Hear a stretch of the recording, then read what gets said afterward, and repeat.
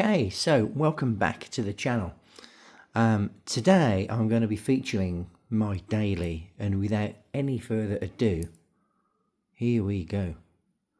Okay, so now when I say daily, do I wear this to work? No. Okay, I've got a manual job, I'm a tradesman, I'm on site most of the time. But when I get home, my Citizen, or I think all of my work watches are Citizens now. This goes straight on the wrist. Okay. And why wouldn't you? I mean, look at it. I know there's plenty of reviews out there of this watch, but I just wanted to show this off. And you can see, look, there's a very, very slight hairline here that would be very easily buffed out. So if I was to wear this for work, my God, it would just be absolutely hammered.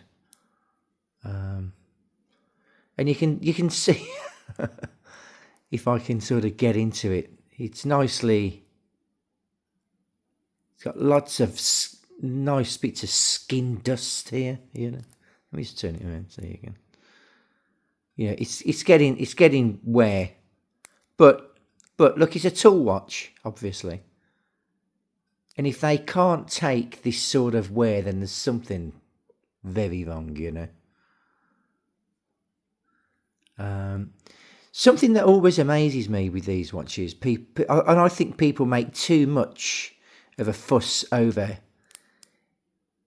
is the micro adjustment. You know, it's rare I have to fiddle around with this. It really is very rare. It's a lovely feature to have, don't get me wrong. But would it put me off buying a watch if it didn't have the micro adjust? The on the fly. It wouldn't put me off, you know. It really wouldn't.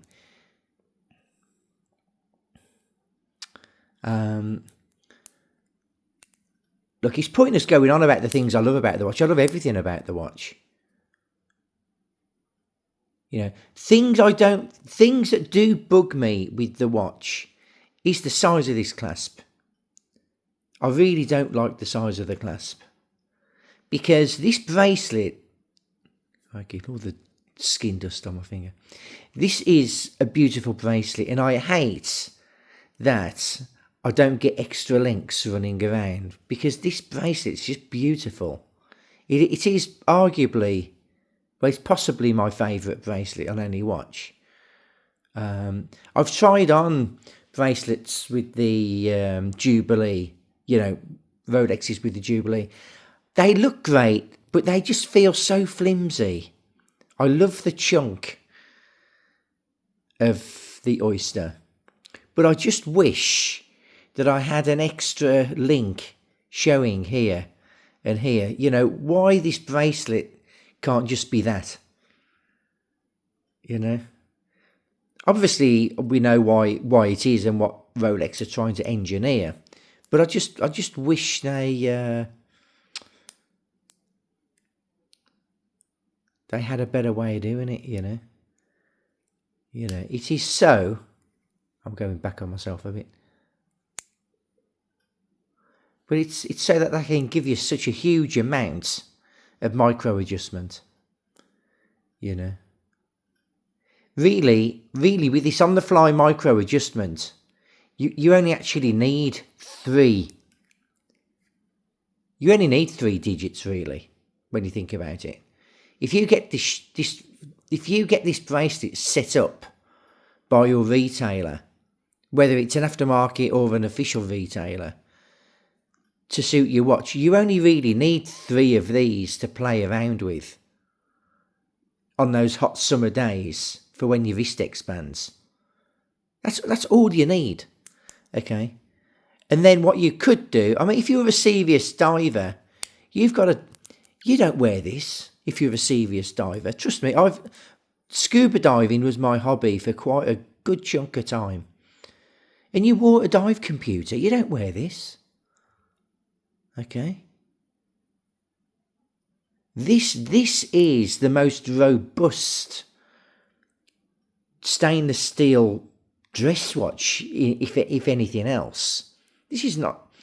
a real professional diver, of course, you might get one or two wear them a few times, but they're going to use the dive computer. They're not using this watch.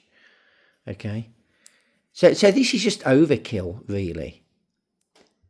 And then if Rolex wanted to mitigate more hairlines, if Rolex really wanted to mitigate people saying, oh, well, you can't use it as a real diver, well, they could just sell them a rubber dive strap. Or the watch could come with the rubber dive strap. And I guess that is how much the width of this bracelet bugs me. The width of the clasp, I should say. It really bugs me. But it's fantastically done. I can't knock that. It is fantastically done. Does it bother me that this doesn't have an exposed case back? Not one bit. I think they're overrated. They are wonderful to see. Don't get me wrong. And maybe on a dress watch, yes, they're relevant. And again, they look great but does it really bother me? No.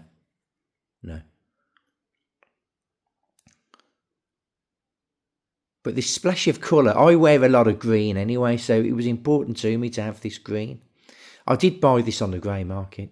Well, on the on the secondary market. Time-wise, I do find, as long as I keep it on the wrist, and this goes with every automatic watch I've had, whether it's a £100 Citizen, I've had Grand Seikos, Breitlings. As long as they're on the wrist, they keep good time, and this is no different. As soon as you have this off the wrist for a day, maybe a day and a half, you notice it starts to run slow, Which is probably why I wear it every day, as well as the fact that I just absolutely love it,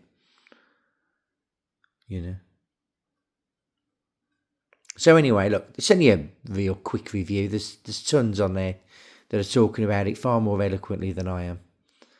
But I just thought I'd hopefully be able to show you some angles that other people miss. Yeah, this is, you don't even feel that. Or this one. You don't feel any of them. They just, they do.